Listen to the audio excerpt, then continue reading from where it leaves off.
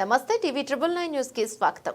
పరీక్ష ఉందని లేదని కన్ఫ్యూజ్ చేస్తూ నిరుద్యోగులు, ఉద్యోగులు, ప్రజలు, మహిళలు ఇలా అందరితో ఆటాడుకుంటే ప్రభుత్వం చంద్రబాబు ముఖ్యమంత్రిగా వైఫల్యం చెందారు. ఏపీపీఎస్సీ గురించి విద్యాశాఖ మంత్రి ఎందుకు ట్వీట్ చేశాడు? అది విద్యాశాఖ పద్ధతిని కాదు కదా. జూపుడి ప్రభాకర్, వైఎస్ఆర్సీపీ అధికార ప్రతినిధి. Education Minister, I don't know how he has been related to this examination. Education Minister కి సంబంధం లేదు. ఎందుకు నువ్వు ట్వీట్ చేశావు? నేను అడుగుతా ఉన్నాను. In what way you are related? MBBS not comes under you, and you are not the Chief Minister. At least there is a Deputy Chief Minister. I think ఆయన ఎక్కడ ఉన్నాడో మనకు తెలియదు. ఆయన ఆ ప్రయాగరాజ్లోనో లేకపోతే ఎక్కడో గోదావరిలో గంగలో మునిగిన తర్వాత వైరల్ ఫీవర్ వచ్చిందట. ఎందుకు వచ్చింది బాబా? ఆ మునిగిన నీళ్ళు ఏమైనా మునిగాడో లేకపోతే ఆ నీళ్ళు ఏమైనా తాగాడో ఏదో తెలియట్లేదు. లేకపోతే మంచినీళ్ళు అనుకొని ఏమైనా తిన్నాడు. మనకు దాని మీద నేను కామెంట్ చేయదలుచుకోలేదు. ఎక్కడికి వెళ్ళి డిప్యూటీ సీఎం కనపట్టలేదు.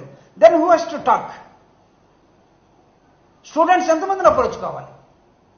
అంటే మీరు మోసం చేస్తూ పోతే ఈ రాష్ట్రాన్ని మొత్తాన్ని మోసం చేసే శక్తి సామర్థ్యాలు కూటమి కలిగి ఉన్నది.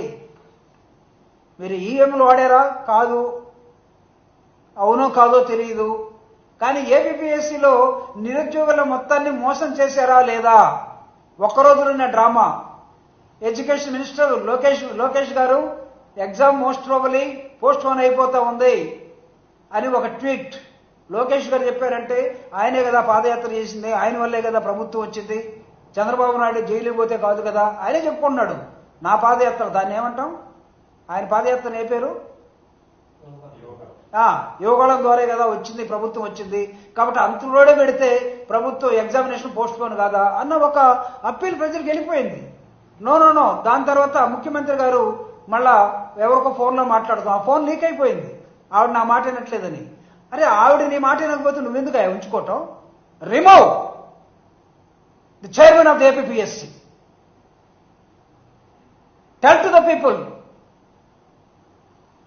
She is not properly working అని చెప్పండి. ఎవరు తీసుకొచ్చి పెట్టారు? మీ మనిషి తీసుకొచ్చి పెట్టుకుంది మీరు? మీ వాళ్ళకి సెలక్షన్స్ ఇవ్వడం కోసం కాదా?